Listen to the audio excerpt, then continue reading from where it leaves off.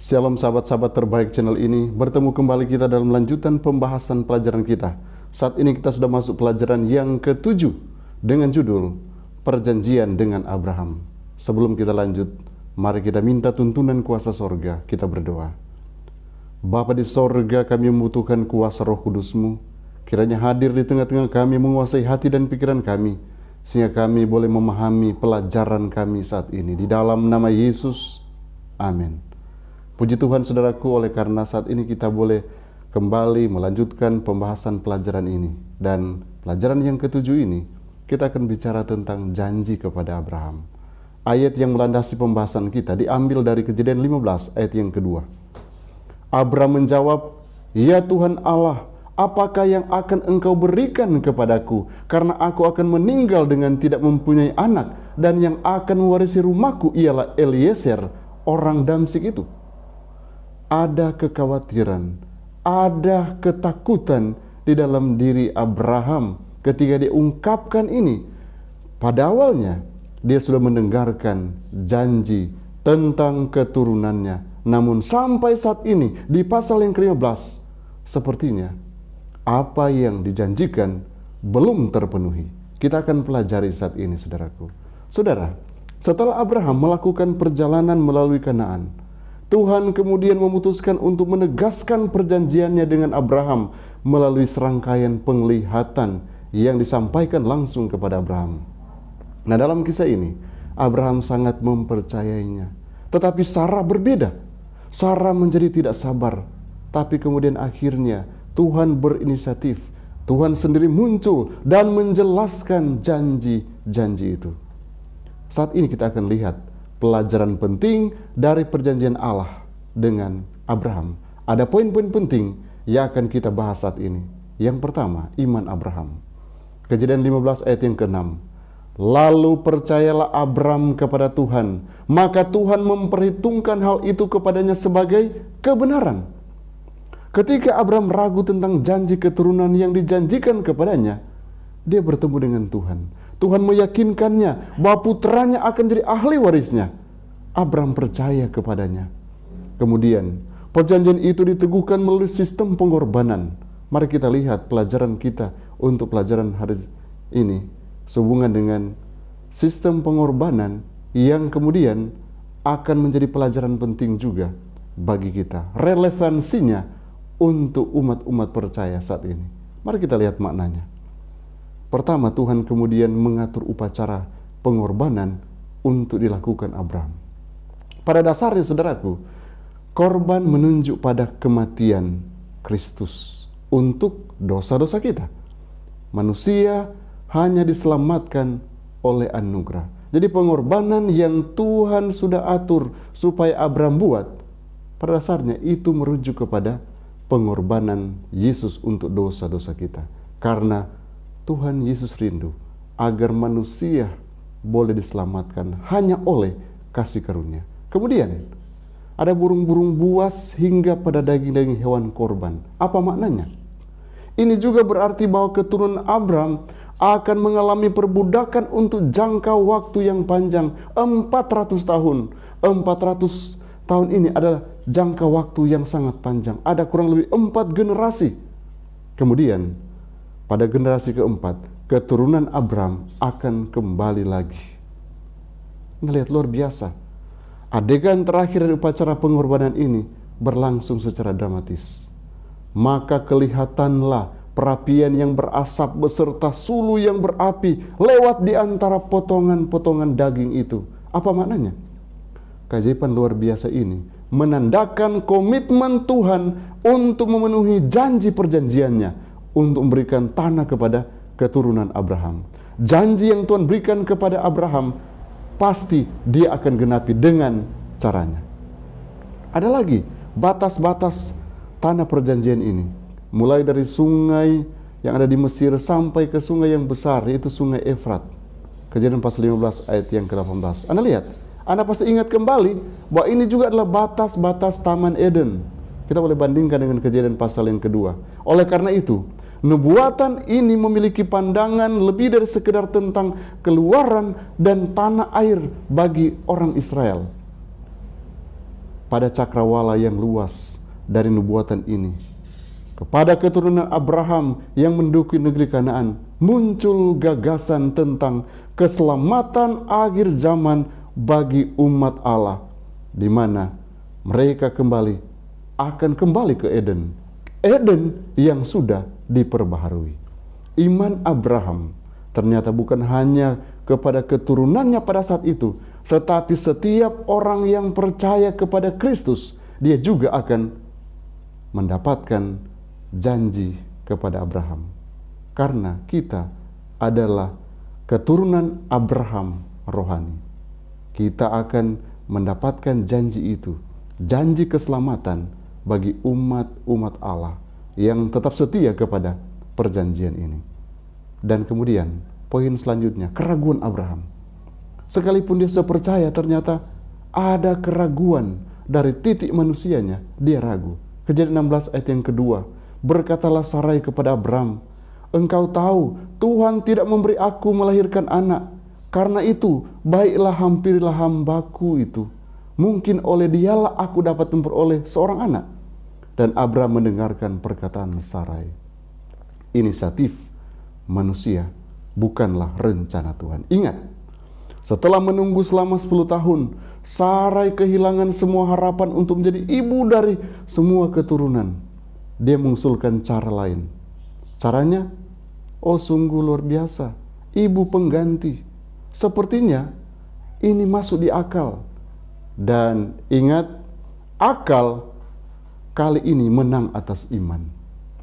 Sarai ragu dan dia bertindak melawan kehendak Tuhan seperti yang dilakukan oleh Hawa. Dan ironisnya, Abraham berkompromi dan mengikutinya seperti yang dilakukan juga oleh Abraham.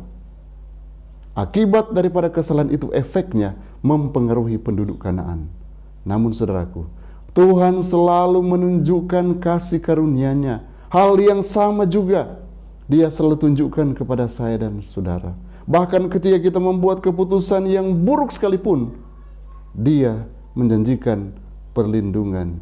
Dia selalu menunjukkan kasih karunia kepada kita. Dia selalu memberikan kesempatan dan kesempatan kepada kita. Abraham ragu.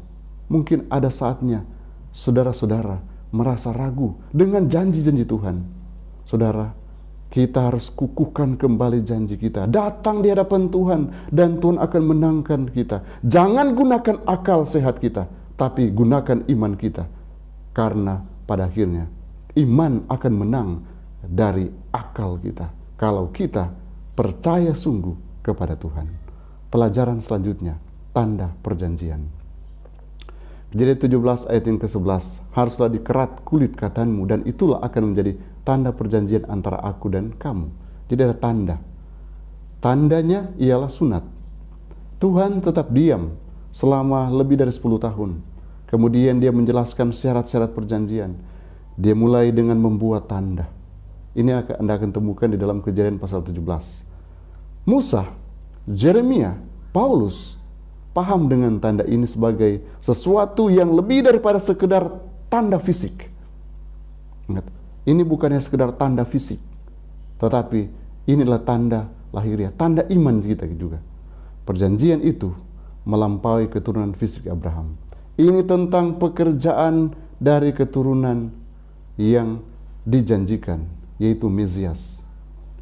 Pengorbanan Yesus membawa hidup yang kekal bagi semua orang yang menerimanya dengan iman.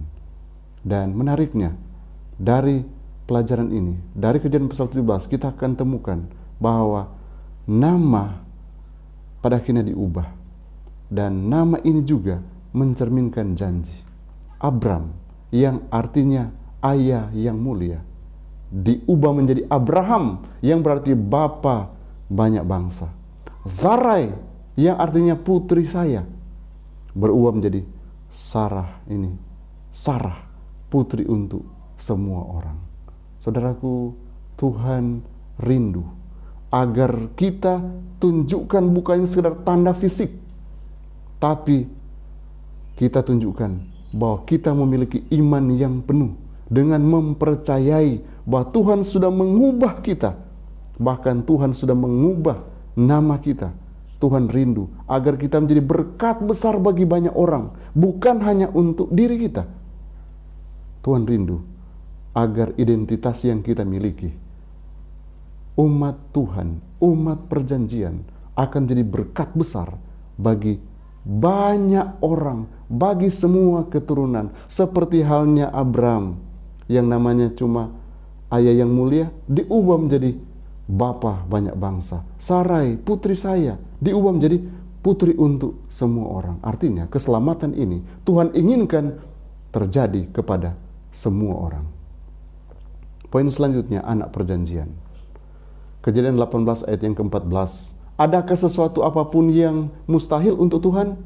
Pada waktu yang telah ditetapkan itu, tahun depan, aku akan kembali mendapatkan engkau. Pada waktu itulah Sarah mempunyai seorang anak laki-laki. Abraham kali ini bingung. Sarah sudah berusia 90 tahun. Bagaimana dia dapat melahirkan seorang anak? Abraham tertawa, saudaraku. Tetapi Tuhan memutuskan untuk membicarakan hal ini dengan mereka. Dia datang ke hadapan Abraham dalam bentuk manusia bersama dengan 2 malaikat. Abraham adalah orang yang ramah.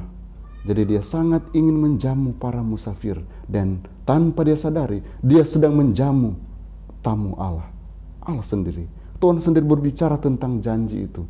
Dan Sarah dengar akan janji ini. Dan Sarah juga tertawa. Namun saudaraku, janji Tuhan itu pasti. Dan Sarah pada akhirnya juga percaya. Ibrani pasal 11 ayat yang ke-11. Akhirnya Tuhan menggenapi janji tentang anak iman ini, yaitu Ishak. Ishak yang berarti dia akan tertawa. Anak perjanjian akhirnya dibuktikan lewat kelahiran Ishak. Puji Tuhan saudaraku. Oleh karena Tuhan mencintai Abraham dan Tuhan menggenapi akan janjinya. Tuhan mencintai saya dan saudara, sehingga Tuhan mengirimkan anak perjanjiannya, anaknya yang tunggal mati di Kalvari untuk menebus dosa-dosa saya dan saudara. Dan kita memiliki jaminan keselamatan.